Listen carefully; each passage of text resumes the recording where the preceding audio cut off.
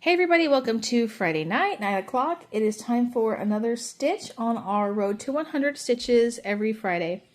Tonight is going to be kind of a fun one. This is something that's not real well known. I don't think people are aware that it has a counterpartner. So I'm going to enlighten you all tonight and tell you that it does. When you take my level 2 class, or if you've already learned how to crochet, one of the things you learn pretty quick on is the slip stitch. Now the slip stitch is just where you go through the stitch, the V, pull through, and then pull through your loop.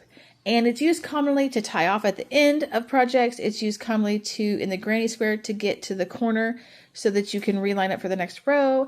Sometimes it's used when you don't want to show that there's a stitch there, so it's kind of an invisible stitch on certain projects. But the slip stitch is pretty common. Tonight's stitch is the double slip stitch. And a lot of people don't realize that the slip stitch has a double slip stitch, that it has a counterpartner. So for those of you that aren't aware that there's a double slip stitch, tonight is your night. I'm going to use just regular Mainstain yarn from Walmart. Its counterpartner, if you were to compare it to something, is Red Heart medium weight, 100% acrylic. We're going to use this bright orange. It's a worsted number 4, same thing as Red Heart. So you could use any just normal medium yarn. Mainstain is Walmart's personal brand. You'll see that I got it on clearance. I will let you know that at the end of every season, since Walmart can't stock all the colors all year long, that they will do seasonal colors. So this was a spring color. And in May, when they decided this color was going off the shelves until next spring, and they were bringing the summer colors out, if there's any of these colors left, they will put them in a box. They will clearance them to $1 and sometimes 50 cents, and they will put them in the center of the aisle. So be paying attention to that because you can get some really good yarn deals if you're watching the end of the season at Walmart. So a good note for the future on those of you that like to get a lot of yarn built up in your craft room and have some on hand. As far as the needle tonight, typically I do try to stay in the middle and use the H. We are going to upsize 2 sizes. I'm going to use a J, which is the 6mm. It's a 10 on the number chart. So there you can see the USJ. So HIJ, I've upsized 2 times, just because it's going to give me a little bit wider of a scope for my stitches, and the tension is going to be a little bit looser if I go up on my needle. And when you see the stitch and how it works, you'll understand why that is. To start, I'm just going to vertically chain 14. For this stitch, you could do any amount that you wanted to, and I'll show you why, because it's not built on repetitive rows or anything like that. 1, 2, 3, 4, 5, 6, 7, 8, 9, 10, 11, 12, 13. One more is 14. So you don't really need a certain amount of chains. You don't have to do a certain multiple or anything like that. You really pretty much could do whatever you wanted to do as far as the project you were trying to work on. But I like to always have the extra chain on the end for turning purposes. So I'm going to chain 14 plus 1. So in my advice, I would always do a multiple of an even number and then add 1 when you're doing this stitch. So we've got our 14. We've added 1 extra. We're not going to go in this V here. We're going to go in this second one. When we are ready to work our project, the V's are like this. One thing we haven't ever had to go over yet is the front and the back of the V. So these show the V's just up on end vertically. When we turn our project like this and we're getting ready to work in the V, the leg on this side towards the front is the front of the V. The side of the V right here on the top toward the back is what we call the back of the V. So for this slip stitch, we are only going to work in the back of the V's. Not just on this chain row, but on all of the rows from here on out. So when we get ready, we're going to skip the chain by the hook and go into this chain right here, but only in the back of the chain. Now on this first chain, that's typically what you do anyway, because you're working in the chain to put your first row in. But I want you to remember to do this on every row, not just the chain row. So we're getting ready to go in this stitch here. We're first going to yarn under, and then we're going to go in the back only of the stitch. We're going to yarn under and pull through. We now have 3 hoops on our needle because we yarned over before we went in, and then we yarned over and pulled through. I want you to take this first hoop and take it through both of the other hoops. That is a double slip stitch. So we're going to yarn over. We're going to go in the next V, but just the back side. We're going to pull through. We're going to take this first hoop and continue just to pull through both of those. Yarn under. Go in the back side only of the V. Pull your yarn through. You have 3 hoops on your needle. Take this first hoop and bring it on through the other 2. Just like that.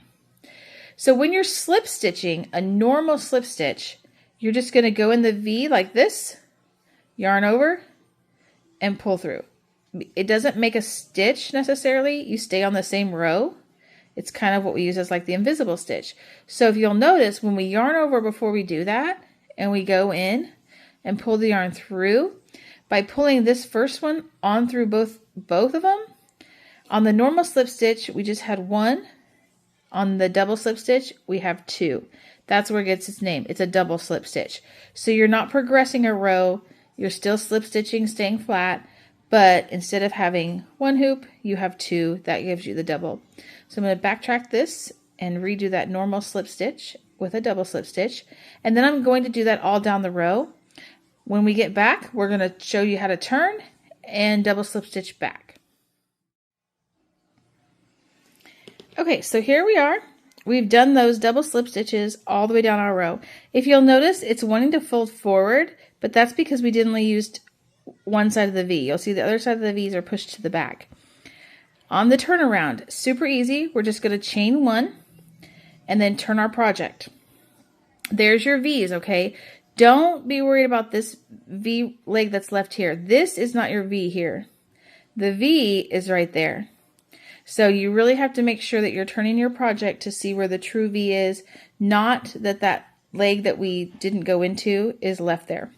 So here's your true V. We're going to do the same thing all the way back. We're going to yarn under, go in just the back side of the V. Now this is where your true V is, and you're not working on a chain. Normally you would have gone into the V up here like this and gone into your stitch like that and put the V, gone into the V on your needle. So that there's your stitch. We're not doing that. Remember, we're only going in the back. So go to the center of the V and only pick up the back of the V. Yarn through, same concept. You have your 3 hoops. Take the first hoop and pull it through the second 2. So again, on a normal stitch, you would have yarn undered and gone through the entire V right here, but you're not going to do that. You're going to just go in and pick up the back leg, the furthest leg from you, yarn through and pull through, and then continue and take that first hoop through the next 2 hoops. So yarn over, go in the back of the V only, in that back leg of it, pull through, you have your 3 on there, go ahead and pull through both of those. Now I'm going to go ahead and finish this row, and then we'll meet back up and talk about the next row. Okay, so we've got a few rows going now. Here's what it looks like. We're ready to turn. We've gone in that last one. We're going to turn and chain our 1. Remember, we're going not in this front V that we can see, but in the true V on the top, this back one, yarning over, going in the back side of it, pulling through, and yarning through both. Yarning over, going in just the back side of the V, pulling our yarn through, and then slip stitching through both those hoops. Yarning over, go in the back side of the V, pulling through, and then slip stitching through both of those hoops on the needle.